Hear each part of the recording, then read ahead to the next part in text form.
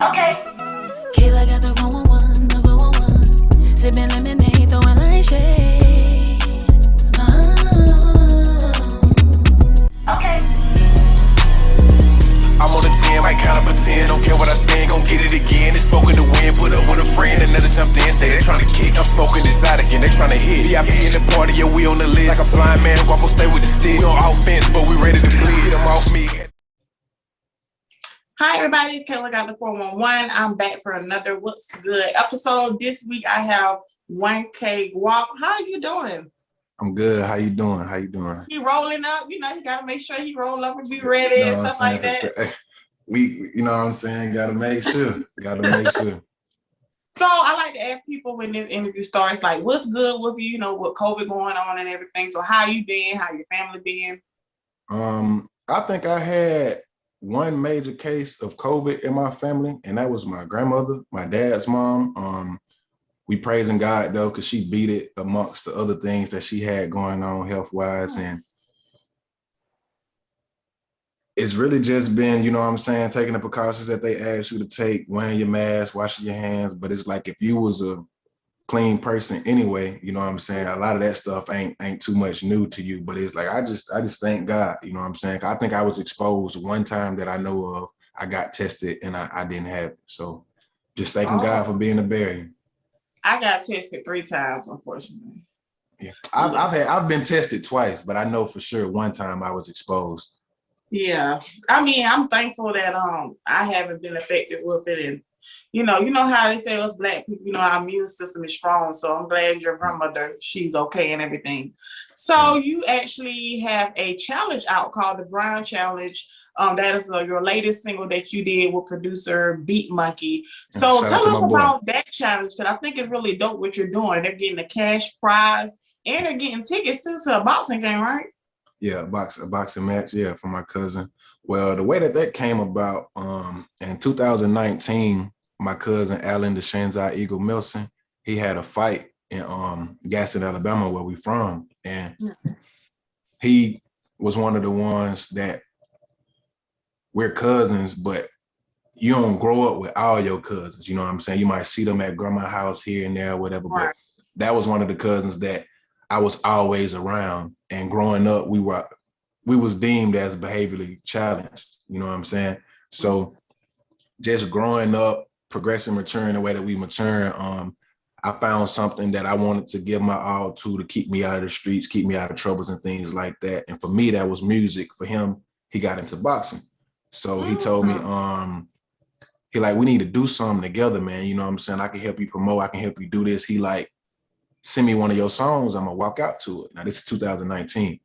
So I sent him the song. Yeah, I sent him the song. He walked out to it at the fight. It was a great turnout. It was many people there. Situation was kind of different because I didn't get to perform the song. I just got to walk by him. But with that being my first time ever doing something like that, I was still thankful. So he had another fight recently and he hit me up. He was like, man, I need a song. So I shared it because it's a lot of local artists, you know what I'm saying? I was gonna give somebody else a chance to do it. Like, I didn't want him to just keep using me because we're family, you know what I'm saying? Like, I'm the type of person where if it's an opportunity for somebody, I don't want to be the only one to get that opportunity. Like, especially if we trying to get the same place, come on, man, you know what I'm saying? We need to do this. We need to do this. So he hit me back probably like a week before the fight. Like, man, ain't nobody sent me nothing, man. I told him I got him. I made the song the same day that he wrote me, sent it back to him. And I was just thinking, like, it's a motivational song. I didn't cuss not one time in the song. I didn't use any drug references or anything like that. So I'm like, yeah, think about it too, yeah. This is where the marketing come in at, you know what I'm saying? Like, it's cool to make the music that I want to make that's reflecting off the things that I'm doing and stuff like that. But it's like, if you want to be a worldwide known artist, then it gotta sell. It gotta make sense. So without even trying, like, it just came like that. And I was like, we need to get this to all the athletes, you know what I'm saying? Anybody that's whatever not even just athletes, but because he was boxing and I felt like, I know athletes like to listen to music when they work out and do things like that.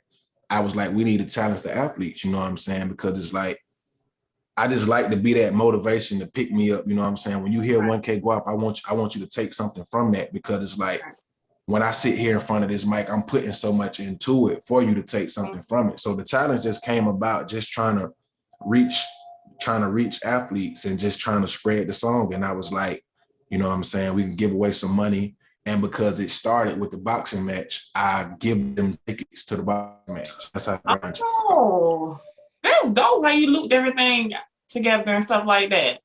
Dang, that's like really dope. Yeah. Cause I see like two so far. You got like 2 videos you posted, and I think that it is a great motivational song, not just for athletes, but you know, people. No matter what you do, you working late and stuff like that. You need some motivation music. That's the perfect song, Brian. Cause we all out here, Brian. We all trying to be somebody, get something. You know, most of us are in situations where we got to work a job, so we all grinding. So I think that's a real dope song. So how you even get your start in rapping? Like, when was that moment for you? You was like, okay, rap is for me. Well, as a child, I always loved music. I don't want to go too deep because I don't know what your questions are, so I don't want to expose too much. But me and my loved ones, the ones that I was mainly the closest to, we shared a love for music. We shared a love for sports. So it was really just me as a child being goofy, probably like 6, 7 years old, just trying to like growing up. Usher was my favorite artist. That was the first musical person that I ever fell in love with and wanted to emulate. He had the girls, he was cool, you know what I'm saying? Things like that. Like Usher was really popping. So I would just remake songs, like just why the beat is, why they rapping or whatever. Cause back then I had no computer, nothing. Like I would just rap over them, you know what I'm saying? And I was like, I got in high school and I was writing songs. I didn't record my first song until 2015. But I graduated in 2013. So around 2013, it was another rap group at the school called 3KO. And we all played sports together and stuff like that. So I was like, I can rap, bro. You know what I'm saying? I know I don't be rapping, but this is what I do in my free time. And I just, like I said, from back as a kid, freestyling to linking up with 3KO. And then in 2015, I recorded my first song. Okay. You know what? I like the fact that you said Usher, because I'm pretty sure people watching stereotyping probably thought you was gonna say Gucci Man or somebody. No. You said Usher pretty much raised a lot of y'all, okay? Usher taught y'all how to be smooth. Usher taught y'all how, you know, get girls and stuff like that. So Usher had us. What album were you listening to? You listen to Confessions? It was My Way. I'm talking about way back then. My Way. And then I can't think of the name of it, but it was one before that I think that started with some numbers. It was that one. Oh, that's seven something. Yeah, I remember that one. Yeah, I'm a 95. I'm a 95 baby, but it's like my mom, her range in music was just all over the place. Like I even like some rock music, you know what I'm saying? Like I think that is so dope that you was exposed to stuff like that. And I think that's really important too for all artists, is just to listen to a lot of genres. Cause you'll listen to some of them 80s rock music. I love 80s rock, like that be popping. And it can really influence like your sound today. When they all sound the same, you always want something to like make you stand out. So you are from Gaston, Alabama. So how is it being from Alabama? I'm from Augusta, Georgia. You have Augusta, Georgia before? Yeah. I used to live in Marietta, Smyrna area. So I'm familiar with Georgia a lot. Yeah. So how did growing up in Gaston, Alabama like shape your lyrics and like influence your music? Well, I grew up in a tight-knit family. And we were raised in the church. So like I said, speaking on my grandmother and the things about COVID, like I always was just saying, I want to thank God for keeping us covered and things like that. Like my sound came from, it was one point in time, like after my mom passed, I moved in with my grandmother. I wasn't allowed to listen to rap music in her house. You know what I'm saying? So taking that and just the things that you would grow up in a city living, you know what I'm saying? I'm not going to say that my family was in poverty, but we live in an area, you know what I'm saying, that's covered with poverty and things like that. So I just really, the things that I see shape growing up in Gas, and the things that I seen, the things that I went through is what really shaped my sound and the reason, the way that I do things now. So speaking of that, Brian, we both Brian, and we're gonna play that single that you did with producer. Beat Round Monkey. for round, no backing down. Came too far, can't give up now. Grind, fight like your life on the line. You been waiting a moment, it's now. Get back up, can't be down for the count. I feel like a champion crown. They screaming my name in the crowd. I'm making my way to the mount. I'm making my way to the mount. You gotta grind, fight like your life on the line. You been waiting a moment, it's now. Get back up, can't be down for the count. I feel like a champion crown. They screaming my name in the crowd. I'm making my way. That was Brian. So how has it been with people in your hometown city? I love asking that question. When you from a small city, like have they been supporting you? Like have they been rocking with you? Yeah, you get support in different places in the hometown city. Because the thing about Gaston, I left Gaston in 5th grade and moved to Columbus, Georgia, and lived with my granddad for a year because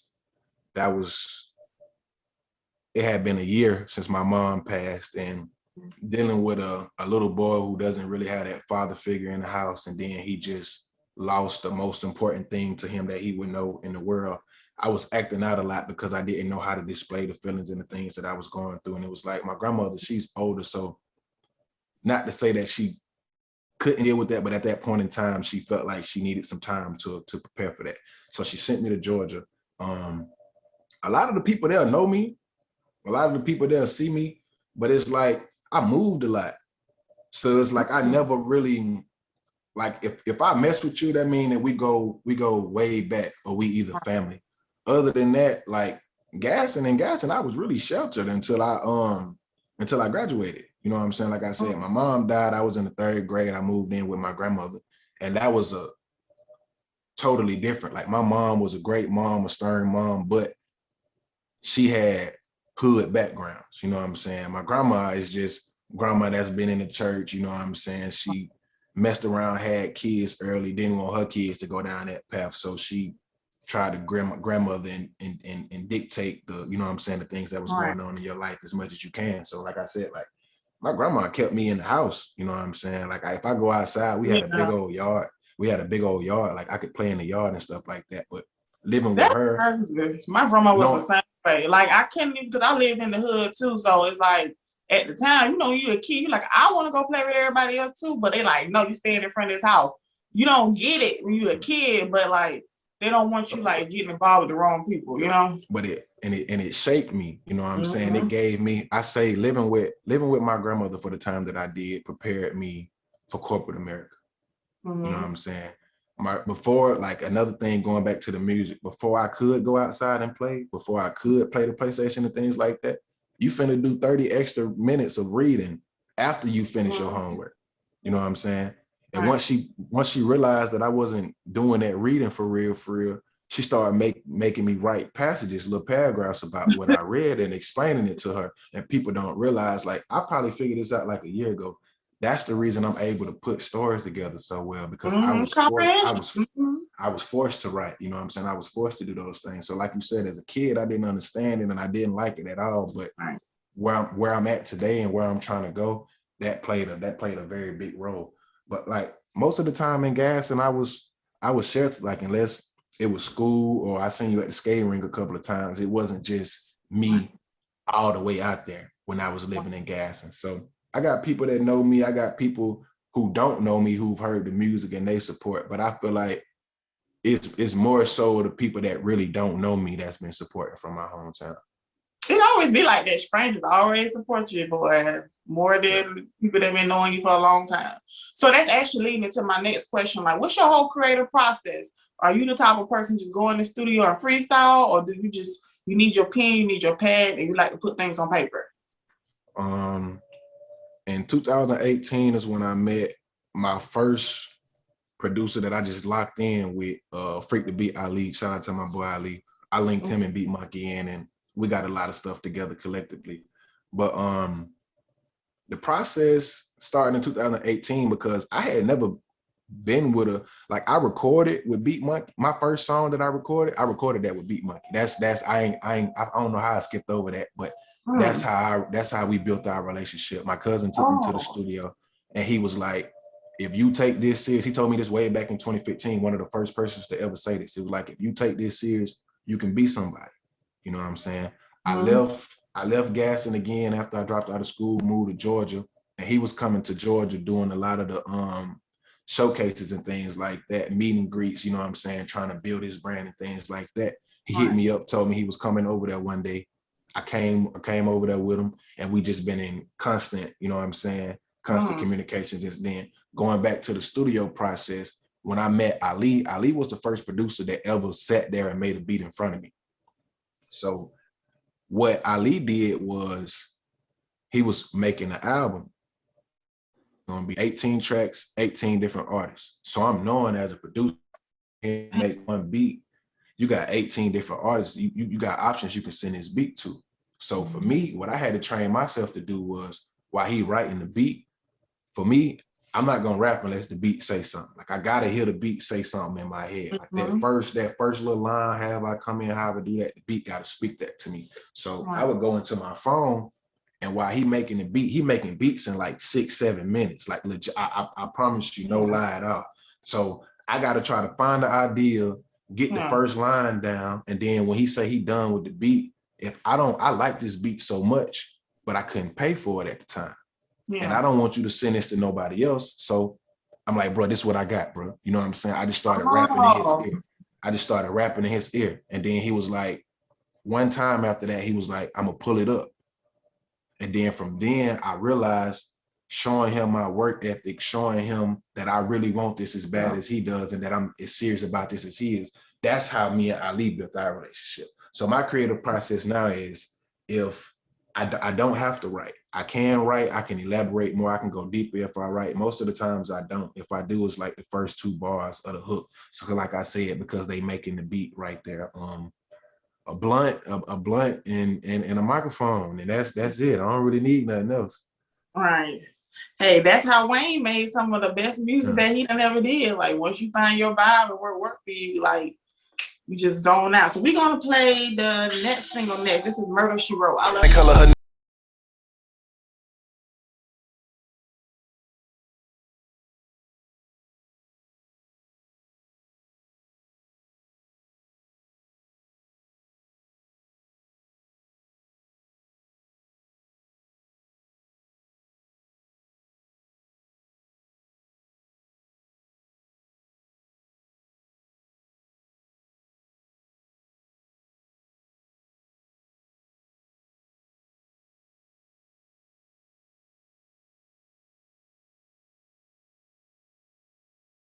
that was Murder She Wrote with Yella. So you do a lot of collaborations, like with producers, with other artists and stuff like that. I think that's really, really dope. So how is it like going to people? Is it people that you know, people from your hometown? Like how do you even get together with these other artists?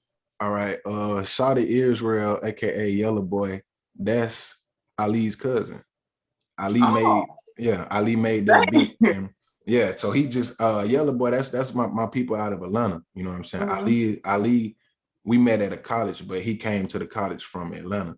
So after I was working with him, his people caught hold of the music or whatever. And not only what I was doing, you know what I'm saying, they realized that he not just around here telling them that he making beats, he doing this, like they see that he taking it serious. So, you know what I'm saying? They invited us in, and it's just like, we just clicked, like, because of the music, because of the lifestyle, you know what I'm saying? It was just all genuine. It just happened. It just happened. So I'm big on manifestation. All right. So if you had to collab with any other artist, who would it be? We're gonna put it out there so it can happen. Future Hendrix. So why Future? Because like that's my favorite. I got a favorite rapper. I got a favorite trap rapper. You know what I'm saying? But Future is my favorite artist because of his unapologetic art.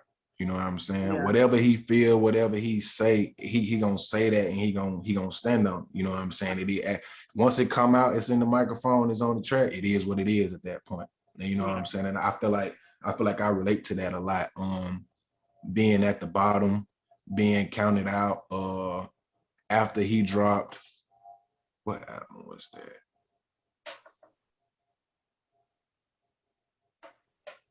Honest. When he dropped Honest, everybody said he fell off. You know what I'm saying? Because Oh, he I was, remember that era. you feel me? Because he was doing everything. But that's a part of growing as an artist. You know what I'm Right. saying? Like a lot of things I had to tell some of my homeboys is we not gonna get that 1,000 Future. We not gonna get that Streets Calling because he's not hungry no more, bro. He not hungry as he don't want the success no more, but he not Right. sleeping on them people flows no more. Right. You know what I'm saying? He not little meathead walking around the hood no more. He's super Future. You know what I'm saying? And that comes with a different life. So it's like a lot of things. My only thing with supporters is supporters, they don't understand that artists are human beings as well. So you still have to grow. You You still have to supposed to grow. grow. You know what I'm saying? And if you're not progressing, you know what I'm saying, then that's a bad thing. You know what I'm saying? But yeah, Future, that's my guy. That's my That's guy. a good point too. I hate how they do that with artists. You know, sometimes artists they want to switch up their style, but I feel like if your favorite artist is not taking risks, then like, what are they doing? Like, what are they doing? Like, you stay in your comfort zone, you can easily get left behind. I think Future, he tried stuff out. You know what I'm saying? I think Future still made bangers. I always say Future, like it don't matter Yeah, what. God, that's why West you really Coast, you got to listen to what he's saying. Like, and he gonna be on. He just gonna go crazy. You feel me? now I will say Future do make fuckboy music though, but I think, but he honest though. Sensational.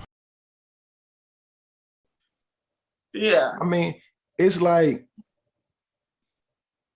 for me, Future say the shit that the nigga right next to you thinking, but ain't got the guts to say. That's that You know what I'm Sagittarius. saying? Mm-hmm.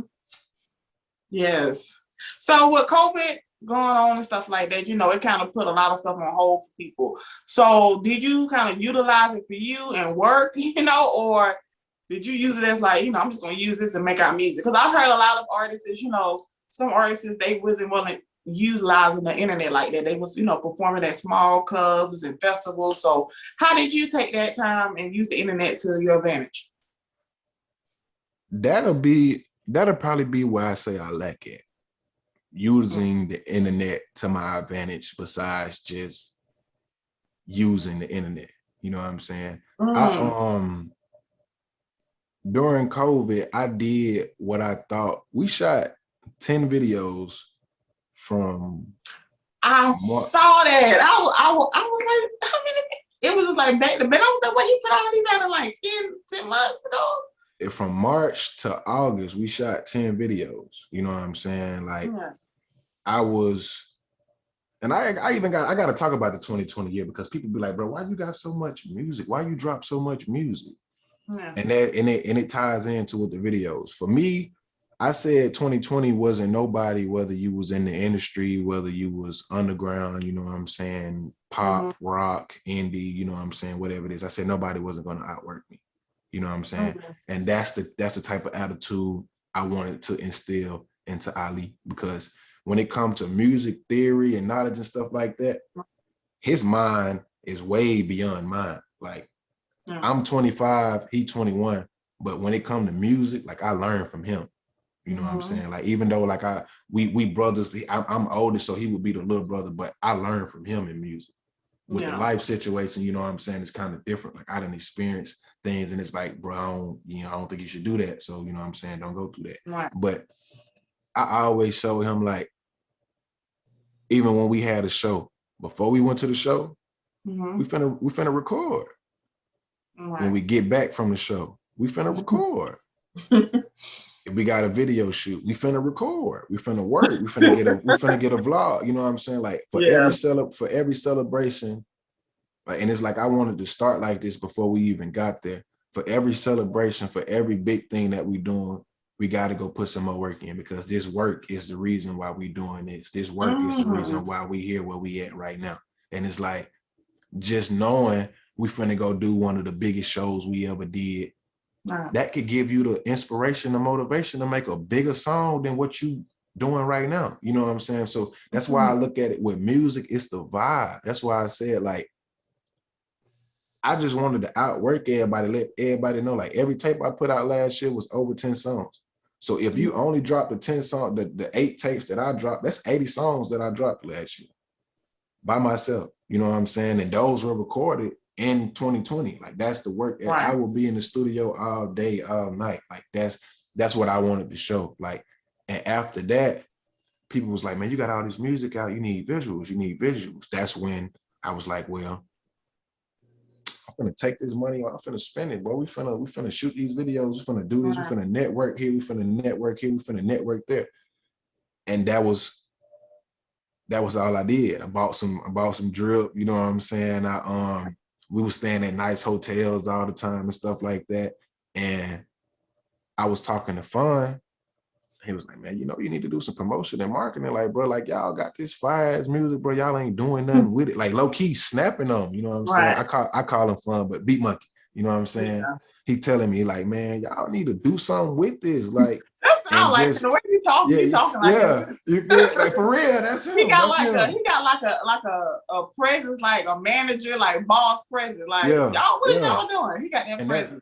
And that's why I follow. That's why, you know what I'm saying, I say I follow behind, because like I said, like just learning about music, just music itself. I got that from Ali.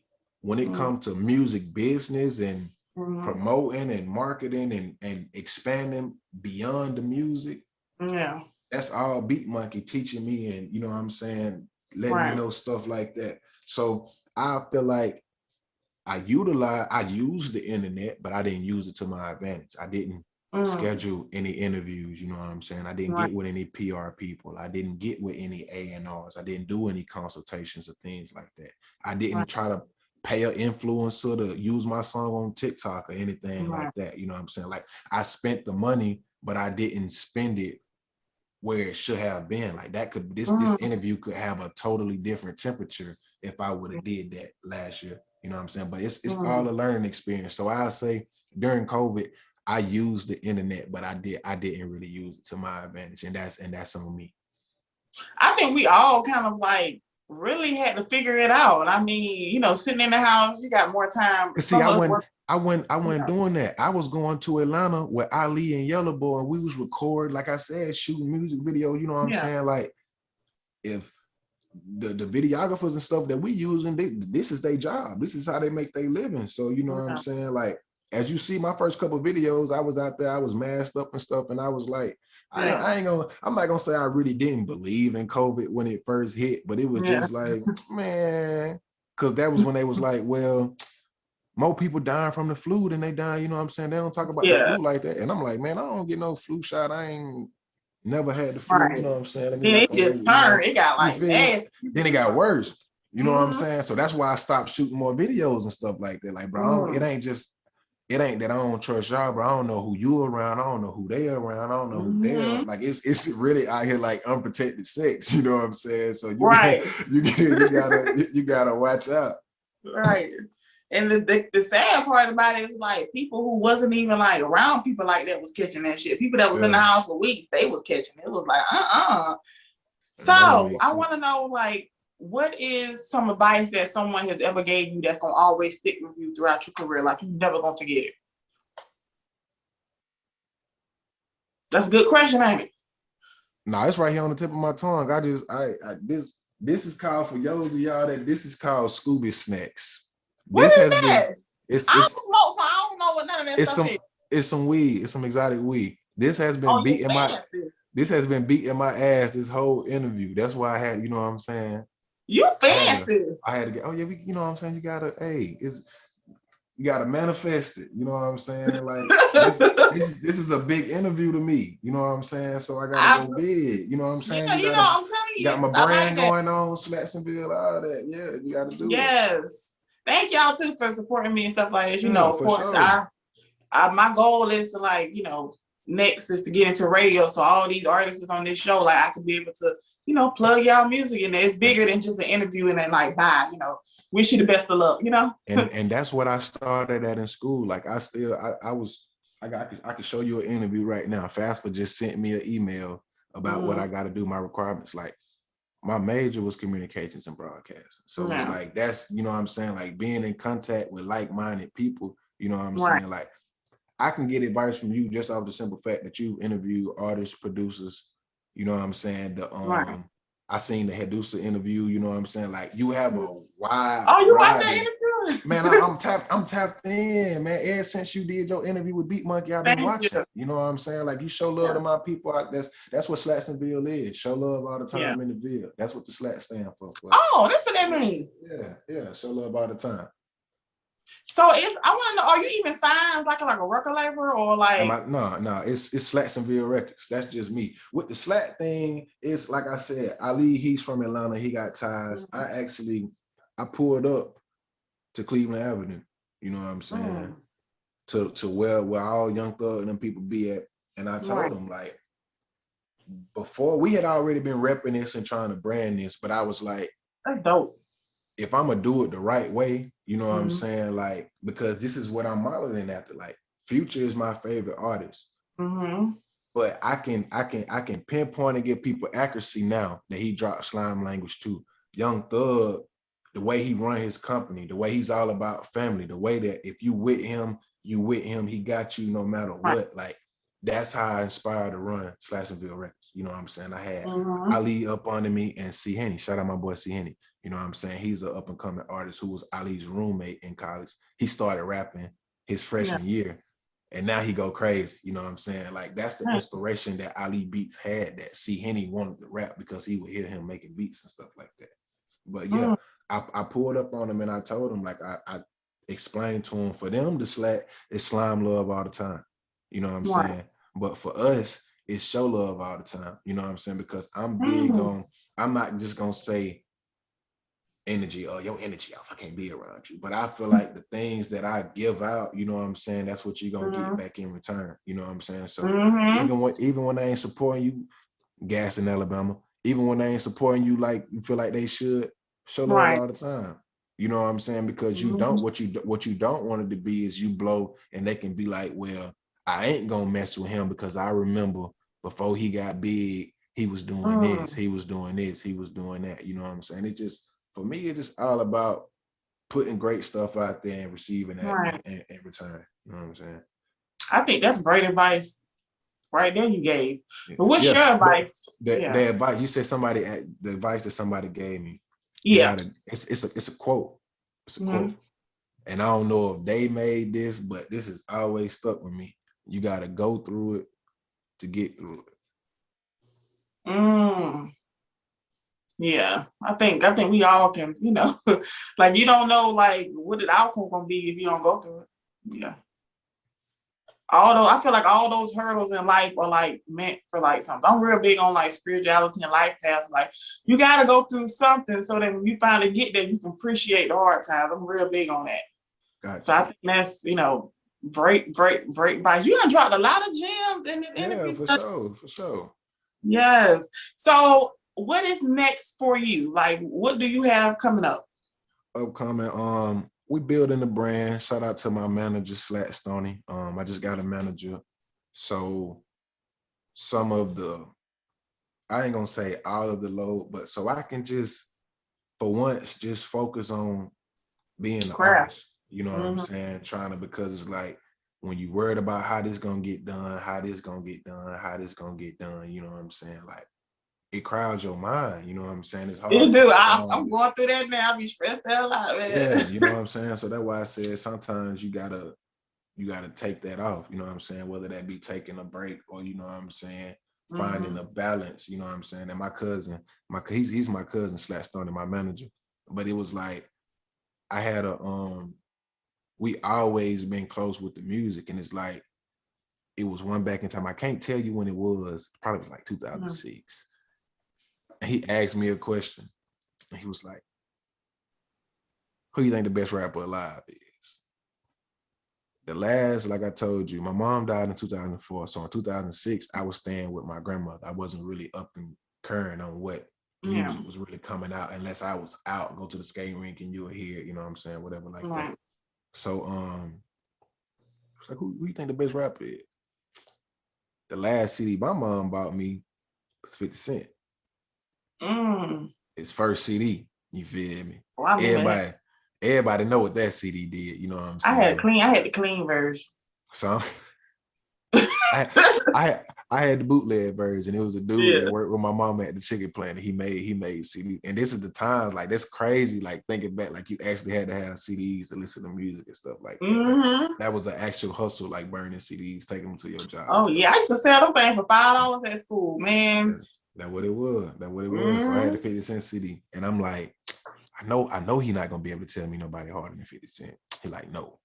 So I'm like, Jay-Z. And he like, yeah, but no, because somebody coming to take his spot. I'm like, who? He said, Lil Wayne. Feel me? Today, that was 2006. Today, 2021. I'm not gonna say he's the best rapper that's performing right now. Right. But when you talk about lyrics and all this and all that, like it's an influence, trendiness, is Wayne. You know what I'm saying? It really is. It's Wayne. You feel me? I hear they saying about Eminem and all this, but Eminem, he was a great rapper. Like he rapped words, that rhymed and stuff like that. You know what I'm saying? If a black dude rapped like Eminem, he wouldn't get much credit. Like if you think about him rapping about them mass murders and stuff that's going on, like they call him crazy. Right. And then it probably depends on like, because I know growing up in the South, like I thought like the best rappers alive were Gucci Mane and Shawty Low. Like I didn't know who Jay-Z was and Nas until I got older. I was like, who is Jay-Z? And I had to go to New York to appreciate Jay-Z. Like I actually had to go up there and understand, you know what I'm saying? Okay, like this is why this is okay, you know. Shout out Mr. Carter, you know what I'm saying? Yeah. Like, you did what you did. And you also have a new single coming out. I'm gonna insert it here so people can I'm on the 10, might count up a 10, don't care what I spend, gon' get it again. It's smoking the wind, put up with a friend, another jumped in, say they tryna kick. I'm smoking exotic and they tryna hit. VIP in the party, yeah, we on the list. Like a blind man, Guap stay with the stick. We on offense, but we ready to bleed. Hit him off me, had to go hit the fence. Loud pack, it's gon' re-got the vent. Like was hard, Guap came out the bricks. It let me scar, but it did what it is. No camouflage, Guap away tryna blend. I been going hard, I stick out like a fan. Got the AR, now I need a FN. Play hard, bring this shit to an end. But tell us about that, because you and Big Monkey, y'all have a great working relationship. Y'all really make great music. So tell us about that single that's coming out next. Oh yeah, 10. We going up. You know what I'm saying? The meter, it can't go past that. So that's how I feel. Like we just gonna turn it up a notch. You know what I'm saying? After this drop, we're gonna go up. I'm gonna need 10 for a feature. You know what I'm saying? You're gonna have to double that a couple times for a show. So you feel me? That's what it is. Just being on 10, turning it all the way up on. Okay. And before we end the interview, how did you get your name? My name, 1K Guap. All right. Well, I don't know if you can see it, but I got the 1K tattooed right here. This gonna be another gem right here. This gonna blow your mind. Okay, I'm making a clip. The 1K is one of a kind. You know what I'm saying? Shout out my boy Chuck and Rick. Some of my family from Gaston. You know what I'm saying? Like they was rapping and they had the scene. They opened up for Dolph one day in 2015. And that's after that, that's when I went to go make my first song. But the group kind of split, you know what I'm saying? And it's like with the rapping side, you know what I'm saying? Like everybody's still cool, pull up, you know what I'm saying? Mess with each other, however it go, because we all grew up together. They grew up together, you know what I'm saying? Things like that. But it's like, it just wasn't the same. And I just feel like being one of a kind, you know what I'm saying? 1K, being 1,000, 1K, you know what I'm saying? Being a king of oneself, 1K, you know what I'm saying? Like, I just feel like that's me. Everything that I think in my mind, that's my thought process. So I said I would never let that go. Like in one of my lyrics, I said I started off rapping 1K and I'm staying down. You know what I'm saying? So even though that's not the group that's being pushed 1K Empire no more, that's me. You know what I'm saying? I'm gonna keep it a king of oneself. I'm gonna always be one of a kind. I'm gonna always be 1,000. And the Guap is an acronym. It stands for God uses average people. Because growing up in the church, it was a song called Ordinary People. Was a shepherd boy named Moses, a leader named Joseph. You know what I'm saying? So I just remember having to sing that song in the choir. And I Right. was like, Guap. You sing in the choir too? I used to have to sing in the choir. That's what I'm saying. I All got a us whole, black, I swear, I got all a- us black kids went through the same thing. I got a whole R&B mixtape because of that. Like, you know what I'm saying? One of my first drops was R&B because I said like Future is my favorite artist. Like Yeah. the most gangster person you know, if he got a woman, he in love. You feel me? If you willing to risk your freedom because a dude look at your girl wrong or something like that, you in love, bro. You know what I'm saying? Whether you want to admit or not. So it's like, I'm gonna be 1K about it. Like, bro, I got a heart. You know what I'm saying? Everybody want love. You know what I'm saying? Everybody want affection. You know what I'm saying? We grow on your emotions. You know what I'm saying? You understand that part and things like that. But it's like, I'm just not afraid to express that. You know what I'm saying? And I feel like me going through what I went through, being able to share my story, being able to show people, hey, if you feel like this, if you want to sing, bro, it don't matter how baggy you wear your pants. It don't matter how many guns you talk. If you want to sing, if you can project your voice in a way, project your voice in that way. Right. You know what I'm saying? And God is using me, the average person, to, you know what I'm saying, show people that. So hey y'all, just want to say thank you so much for watching the show. Hope you enjoyed it. If you enjoyed it, don't forget to like, comment, share, and of course hit that subscription button. I am grateful for every view, whether you like me or you don't. And don't forget, I got a podcast too. There are exclusive episodes on that podcast, so don't forget to go check that out as well. They are on Spotify, iTunes, iHeartRadio, Pandora. Baby, I'm everywhere, okay? And follow me on social media. I'm Kayla Got the 411 on Twitter, TikTok, Instagram, Facebook, Pinterest, Tumblr. Baby, like I said, I'm everywhere. Thank you again for watching the show, and I'll see you on the next episode of Kayla Got the 411.